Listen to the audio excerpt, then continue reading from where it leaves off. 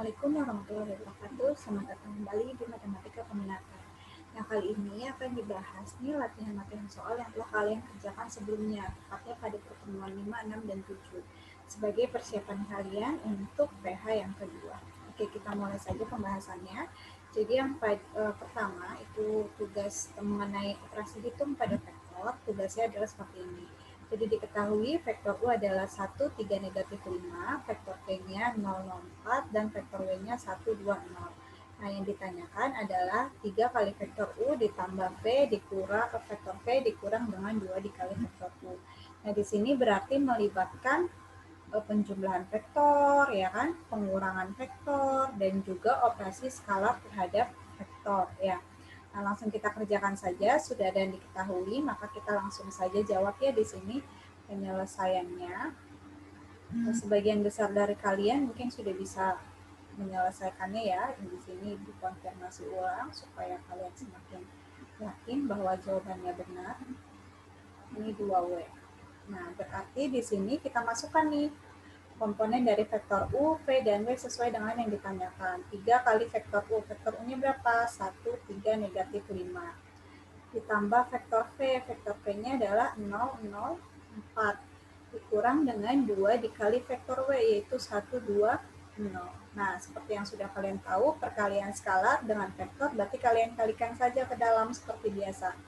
Berarti 3 kali 1, 3, 3 kali 3, 9, 3 kali negatif 5, negatif 15, ditambah 0, 0, 4. Ini juga sama dikali, 2 kali 1, 2, 2 kali 2, 4, 2 kali 0, 0.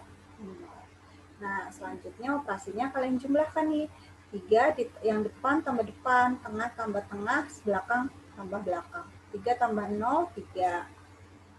9 tambah 0, 9. Negatif 15 tambah 4, negatif 11. Baru ini dikurang 2, 4, 0. Boleh nggak kalau langsung 3 tambah 0 tambah kurang 2? Boleh. Ya. Ini sekarang kurang, 3 kurang 2 itu 1. 9 kurang 4 itu 5. Negatif 11 kurang 0, negatif 11. Berarti diperoleh deh. 3 kali vektor U ditambah vektor V dikurang 2 kali vektor W. Jawabannya adalah 1, 5, negatif 11. Dapat jawabannya ya. Oke, soal yang selanjutnya itu ini. Jadi di sini ada sebuah gambar wizard genjang. Kalian diminta menentukan vektor ED. E ke D, berarti ke sini ya. ED. Nah, yang diketahui di sini adalah vektor AB. Itu adalah A. Dan vektor BC, ini panahnya kan ke atas, itu adalah B. Nah, dari modal ini yang diketahui, ya, ini diketahui, kalian diminta menentukan vektor ED-nya. Nah, berapa vektor ED-nya? Gitu. Nah, sekarang kalian lihat dulu gambarnya. ED adalah segini kan ya? Segini, ya kan? Nah, jajar genjang. Ini sebenarnya caranya pasti ada banyak cara ya. Jadi boleh kalian melihatnya itu segitiga yang ini misalkan. Misalkan kalian lihat ED sama dengan EA ditambah AD, itu boleh. Jadi kan kemarin sudah belajar kalau penjumlahan vektor bisa didapatkan menggunakan aturan segitiga atau aturan jajar genjang kan. Misalkan kalian lihat segitiga ini, AED, itu boleh. Atau EDC, itu boleh. Atau yang lebih besar, misalkan DBC, dapat DB-nya, nanti ED-nya dicari, itu boleh. Jadi bagaimana caranya ada banyak. Yang penting yang diketahui ini, A ke B itu adalah vektor A, berarti D ke C juga sama kan, vektor A kan. Terus B ke C vektor B, berarti A ke D juga sama vektor B, ya kan? Karena jajar genjang kan sisi yang sejajarnya sama panjang. Nah, sekarang salah satunya bisa kalian lihat ini. Di sini, kalau misalkan kalian menggunakan segitiga yang seperti ini, berarti kan kalian harus tahu dulu kan AE-nya. Kalian harus cari dulu nih AE-nya. Bisa nih AE-nya bisa dicari. Nah, tapi itu berarti kalian harus tahu AE itu bisa dicari dari AC kan ya? AC. Kenapa? Karena AE ini kan setengah dari AC ya kan? Kan ini sama panjangnya. Nah, kalau seperti itu berarti langsung saja kalian cari ED dari BD supaya nggak kerja 2 kali gitu kan. Nah, ini kan sama panjang, ya kan? Karena jajar genjang kan, ini titik tengahnya, berarti ini titik yang memotong ya antara diagonal AC dan diagonal BD di sini yaitu titik E. Berarti BE itu sama panjang dengan ED. Artinya kalau misalkan BE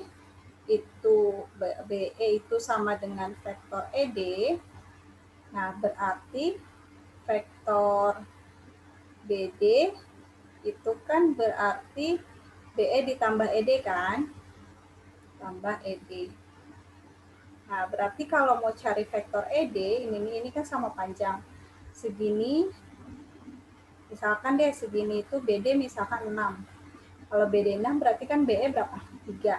ED berarti 3 ya kan? Atau setengahnya dari BD. Nah, sehingga karena BE sama dengan ED, BD itu BE ditambah ED, maka di sini kita peroleh bahwa ED itu adalah setengah dari BD. Itu ya. Setengah dari BD. Oke, kita lanjutkan di sini penyelesaian ya. Tadi kita punya bahwa vektor ED itu adalah setengah dari vektor BD, ya kan? Nah, terus gimana? Berapa vektor BD-nya, ya kan? Kita lihat BD. Ini ada segitiga ini kan yang di bawah, ya kan? ABD, atau bisa kita lihat juga dari sini atas. BCD. Nah, misalnya kita mau lihat yang atas nih. BCD. Berarti BD itu adalah penjumlahan BC ditambah dengan CD, ya kan? BD itu adalah BC, vektor BC ditambah vektor CD. Kalian lihat aja ini BD di sini sama C sama C. Jadi BC ditambah CD gitu ya. Nah, BC-nya berapa emang diketahui? BC B ke C itu adalah vektor B, diketahui ini vektor B. Nah, terus apa lagi? CD yang diketahui B ke C. A yang diminta C ke D, berarti tandanya berlawanan, jadinya negatif A.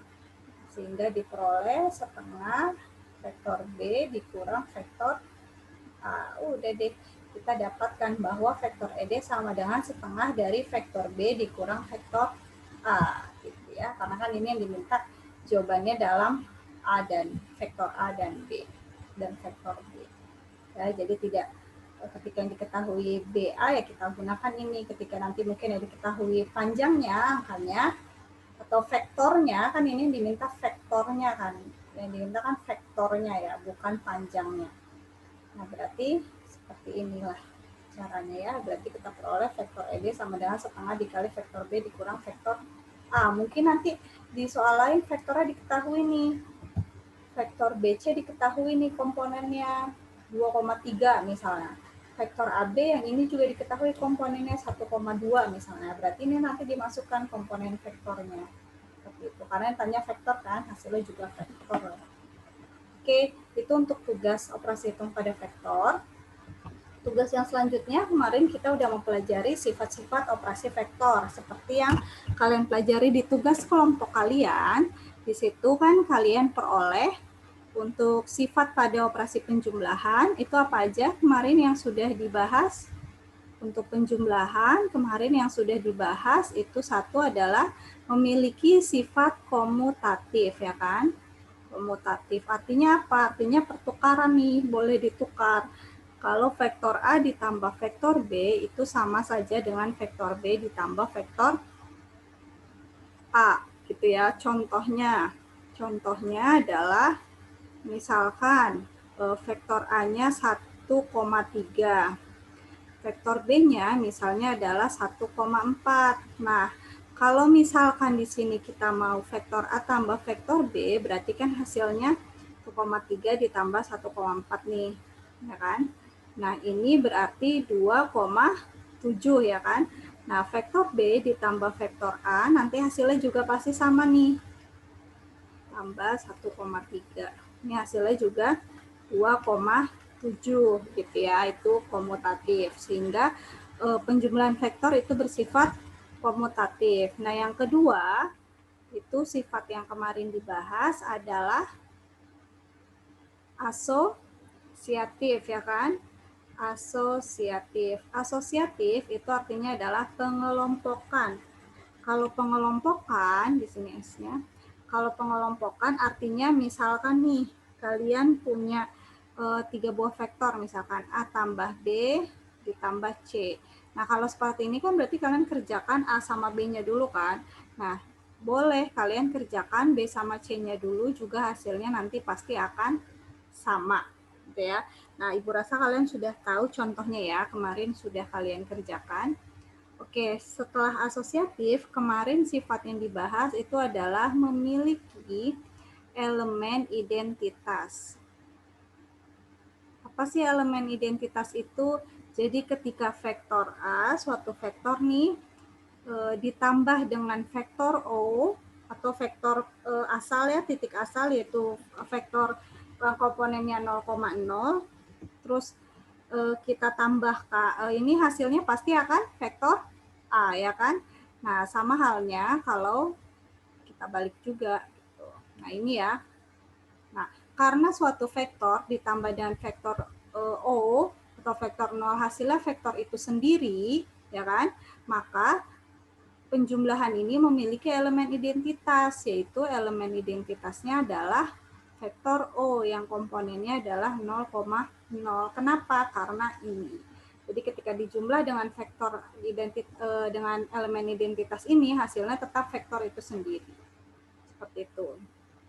Nah, selanjutnya kemarin yang dibahas adalah memiliki inverse, ya kan?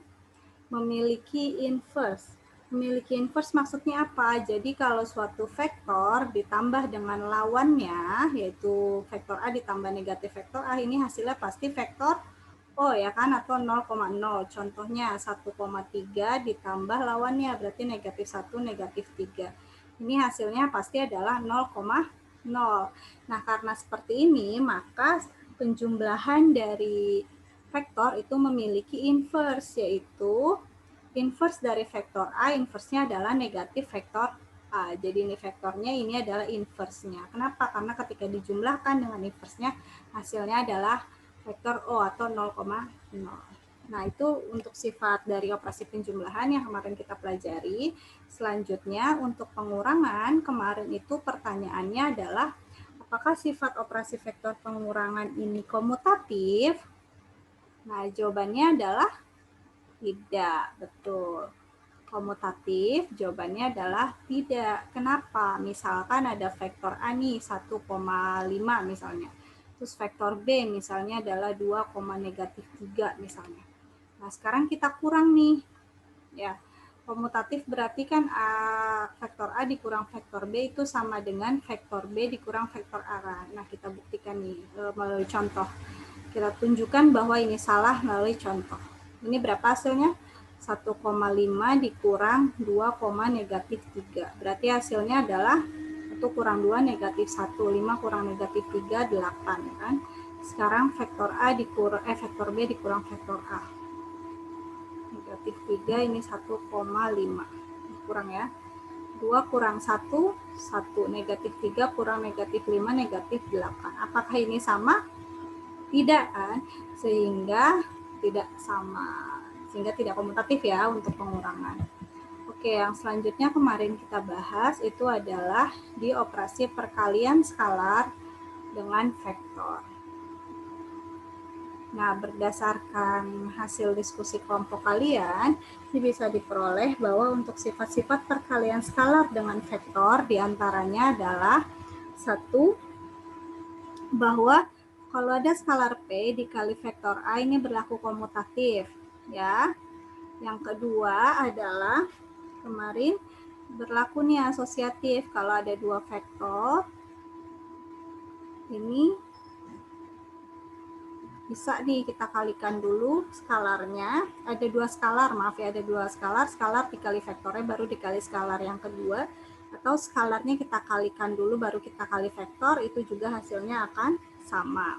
asosiatif ya. Yang ketiga sifat distributif nih. Jadi kalau ada dua vektor dijumlahkan, lalu kita kalikan dengan dua skalar dijumlahkan, kita kalikan dengan vektor, ini hasilnya sama dengan skalar dikali vektor ditambah skalar yang satu lagi dikali vektor tersebut. Ya.